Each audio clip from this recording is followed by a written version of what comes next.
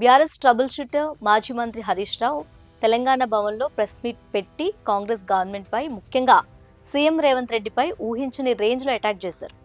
Congress incharge Meenakshi Natarajan nomination rejection వెనుక Congress top leaders వెన్నుపోటు కుట్ర ఉందంటూ హరీష్ రావు పేల్చిన బాంబ్ ఇప్పుడు సోషల్ మీడియాలో సెన్సేషన్ క్రియేట్ చేస్తుంది. అంతేకాదు సీఎం 100 కోట్ల విలాసవంతమైన గెస్ట్ హౌస్, ముంబై బ్రోకర్ల ఫ్లైట్ కథలు, స్కూల్స్ బ్యాక్డ్రాప్లో జరిగిన 2000 కోట్ల కుంభకోణం అంటూ మైండ్ బ్లోయింగ్ డీటెయిల్స్ బయటపెట్టారు. అసలు హరీష్ రావు లీక్ చేసిన షాకింగ్ విషయాలేంటో ఈ వీడియోలో మనం క్లియర్గా చూద్దాం. Congress state in-charge Meenakshi Natarajan nomination తిరస్కరణకు గురి కావటం వెనక సొంత కాంగ్రెస్ నేతల కుట్రే ఉందని ఓపెన్గా ఆరోపించారు హరీష్ రావు.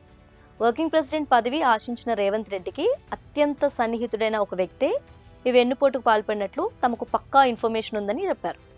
ఆమె నామినేషన్లో ఉన్న తప్పుల గురించి, కేసుల గురించి మధ్యప్రదేశ్లో లీడర్స్కి ఇక్కడి నుంచే లీకులు ఇచ్చారని, గతంలో కూడా ఆమెకు రాజ్యసభ సీటు రాకుండా అడ్డుకున్న వ్యక్తినే ఇప్పుడు ఈ కుట్ర చేశాడని హింట్ ఇచ్చారు. రాజ్యాంగం సాక్షిగా ప్రమాణం చేసిన మధ్యప్రదేశ్ మంత్రి సైతం మీనాక్షి నటరాజన్పై ఉన్న కేసుల సమాచారం తెలంగాణ కాంగ్రెస్ నుంచే వచ్చిందని కుండబద్దలు కొట్టారని హరీష్ రావు గుర్తు చేశారు.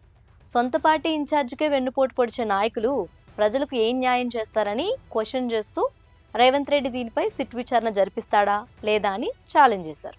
రాష్ట్రంలో అప్పులు తేవడానికి కాంగ్రెస్ గవర్నమెంట్ ఏకంగా దళారులను పెట్టుకుందన్నారు హరీష్ రావు. తెలంగాణ స్టేట్ ఇచ్చిన 100 కోట్ల కమిషన్లతో ముంబైకి చెందిన ఒక బ్రోకర్ ఏకంగా ఒక విమానమే కొనుక్కున్నాడంటూ బర్స్ట్ అయ్యారు.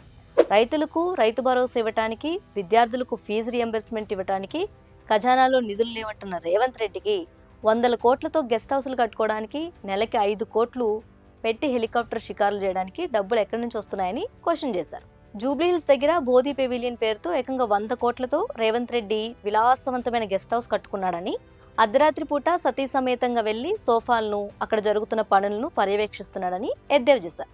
దీనికి తోడు మెస్సీతో ఫుట్బాల్ ఆడటానికి అందాల పోటీల కోసం 100 కోట్లు తగలేస్తున్నారని మండిపడ్డారు. ఇక విద్యా వ్యవస్థ, పన్నుల పెంపుపై కూడా మండిపడ్డారు. ఎవ్రీ ఇయర్ జూన్ 12న ఓపెన్ అవ్వాల్సిన స్కూళ్లను 15కి వాయిదా వేయడానికి కారణం కమిషన్ల కోసం కాంట్రాక్టులు సెట్ కాకపోవటం వల్లనే అన్నారు.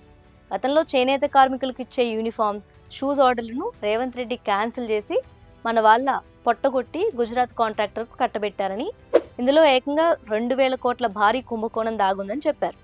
ఆర్డీఏ, రిజిస్ట్రేషన్, పెట్రోల్, డీజిల్ ఛార్జీల పెంపుతో పేదలు నడ్డి విరుస్తున్నారని, పెట్రోల్ పెంపు ద్వారా అదనంగా 2000 కోట్ల ఆదాయం గుంజుకుంటున్నారని ఫైర్ అయ్యారు.